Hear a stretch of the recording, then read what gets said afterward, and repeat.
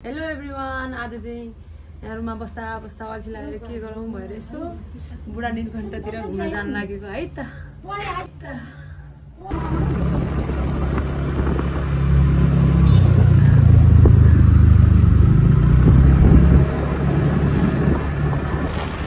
अगाडिको चाहिँ मम्मी र दाइ हुनुहुन्छ अनि म चाहिँ यहाँनिर हामी जाँदैछौँ बुढा नीलकण्ठतिर।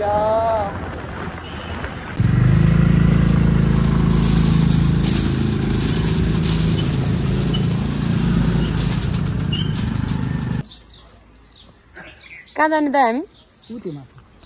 त्यहाँ के छ? त्यहाँ स्तूपा छ, खै म पनि गएको छैन तर आजसम्म कहाँ जाने रे? कहाँ घुम्न अल्छी लागेर घुम्न जानलाई है? हो, अल्छी लागेर घुम्न लागेको।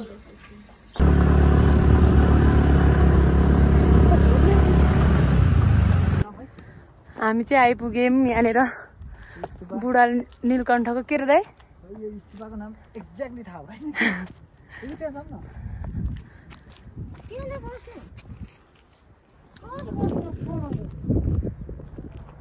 के रे दाइ? यो तल खाली ग्राउन्ड देखिरहेको छ नि, त्यो चाहिँ बुढा नीलकण्ठ स्कुल हो। बेलायत सरकारले चाहिँ सहयोगमा बनाएको हो कि, बेलायत सरकार। अहिलेका राजा महाराजाहरू यहीँ पढ्थ्यो अरे। एकदम अहिले पनि एकदम राम्रो स्कुल छ।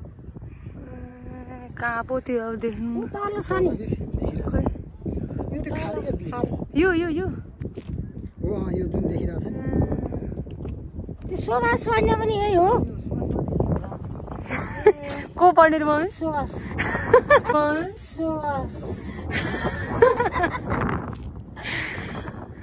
उठाको हावा जस्तो खाएर आज यहाँनिर अनि कस्तो हावा लाग्यो। नबस्दा दिक्क लाग्यो है। मैले आनन्द हावा बुझाएँ। आयो मजा आयो। रुममा बस्दा बस्दा दिक्क लाग्यो। आज हुम्लाको हावा खाइयो। तर यो त बुढा नीलकण्ठको हावा हो नि फेरि। पुरा नीलकण्ठ हो। के कण्ठ रे मम्मी? नीलकण्ठ मजा लाग्यो, रमाइलो लाग्यो मम्मीलाई होइन मम्मी? धेरै रमाइलो। एक वर्षपछि घुम्न आयो। कस्तो राम्रो रहेछ माथि। त्यही जाउँ न। ओ त्यहीँ जाने हो कि हामी। मजाले पढ्ने। सत्य मनाइछ, यहाँ सुटिङ गर्न मनाइछ भनेको छ नि, भिडियो के गर्न मनाइ हो र? सुटिङ गर्न मात्र मनाइछ।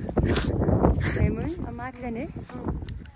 माथि जाने घुम्दै आउने। कता जाने? माथि कस्तो राम्रो चाहिँ जान सक्नुहुन्छ? सक्छु। खुट्टा दुख्ला नि त फेरि। सगरमाथा चढियाहरू दुख्छ र। सगरमाथा चढियाहरू दुख्छ र। के रे? सगरमाथा चढेर दुख्छ र। किन दुख्ला? दुख्दैन। यस्तो यस्तो उकालो फट चढ्छु हाम्रो गाउँतिर। यस्तो यस्तो उकालो फट चढ्छु हाम्रो गाउँतिर।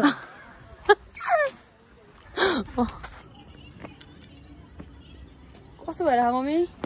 ठिक छ छोरी। थाक्नु भयो? थाकेको छैन। रमाइलो भइरहेछ है। रमाइलो छ, हावा खाया छ। हावा चाहिँ साह्रो मन पर्यो क्या, अघिदेखि हावा हो। कस्तो हाम्रो गाउँतिर यस्तै हावा लाग्छ कि। कहाँ तपाईँहरूको घुम्लातिर यस्तो हावा आउँछ? हामी दाउरा जान्छु जङ्गलमा, यस्तै हावा खाएर बस्छु क्या। अनि हावा भने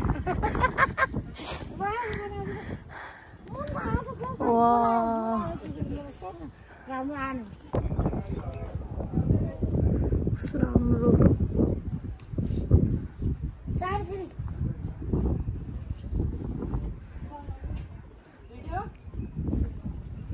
आउनुहोस् हजुरहरू पनि रमाइलो छ है त।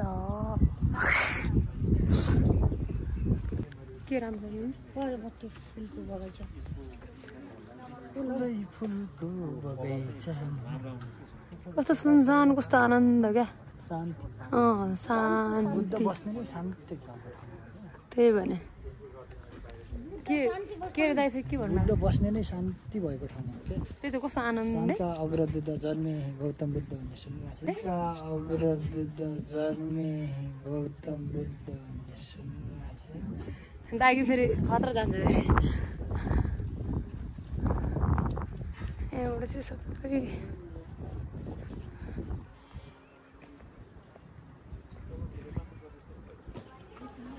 शान्ति शान्त सबै भरिपूर्ण भएको यहाँ सबै आउनुस् घुम्नुस् इन्जोय गर्नुस् पर्यटक बढाउनुस् र पर्यटक दशक सफल बनाउनुस् के गर्नु र आन्तरिक पर्यटक बनेर घुम्न आउनुस् पर्यटक दशक सफल बनाउनुस् के भन्नु लाग्ला त्यस्तै त कस्तो यस्तै हावा सस्पेन्स बनाउने क्या मान्छेले जस्तो क्युरियोसिटी हुन्छ नि तर केही पनि थिएन मैले एउटा कुरा भन्नु थियो भने त्यसको आधी मिल्दा त्यसै हो तपाईँलाई त म त पछि त नेतै बनाउँछु कि अब तपाईँको आफ्नै पिँढा छ के पीडा दाइ यसो जोडी देख्छु अनि म पनि कबड्डीको दयाङ राई जस्तै जनगराउँदै मात्र जन्मिएँ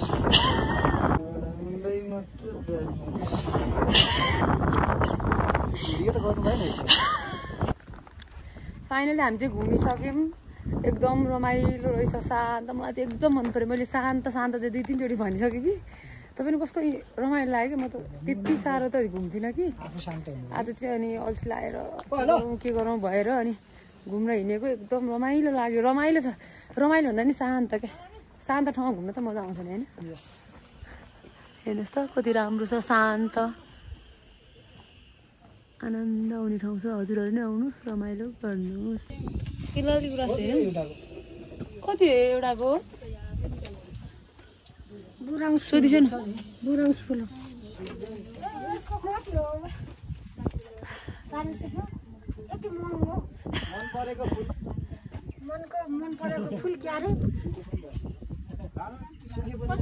सुके पनि रसिलो 30 मा हो 40 हो 30 मा लगा म लिएर जान्छु मेरो घरमा राख्छु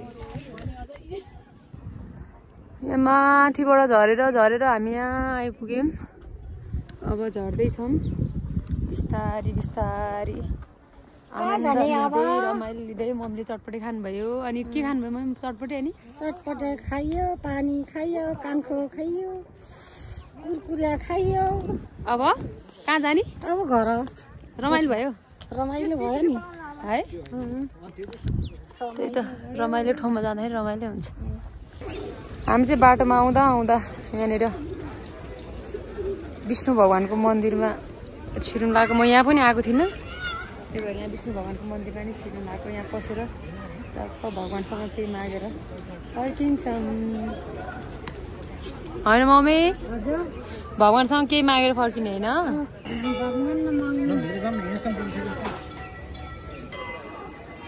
मन्दिरको दर्शन गर्न नि पाइयो विष्णु भगवानलाई ढोगेर फर्किन्छौँ